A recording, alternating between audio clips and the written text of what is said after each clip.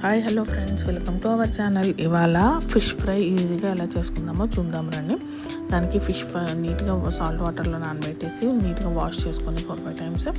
ఇంకా అందులోకి మనము పసుపు, కారము, ధనియాల పొడి, అల్లం వెల్లుల్లి పేస్ట్, లెమన్ కూడా స్క్వీజ్ చేసేసుకొని గరం మసాలా అవన్నీ వేసేసి బాగా ముక్కలకి బాగా పట్టించాలి.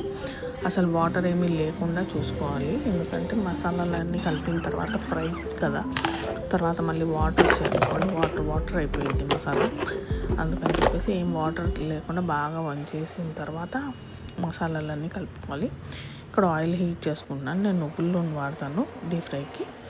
ఇంకా ఆయిల్ హీట్ చేసేసుకున్న తర్వాత మనకి ఆ మూకుళ్ళ బట్టి క్వాంటిటీ బట్టి ముక్కలన్నీ వేసేసి నీట్గా మామూలుగా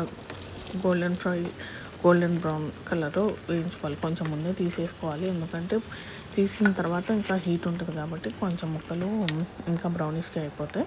కొంచెం ముందే తీసేసుకుంటే ఇంకా మనకు టేస్టీ వేడిగా ఫిష్ ఫ్రై రెడీ అయిపోయిద్ది.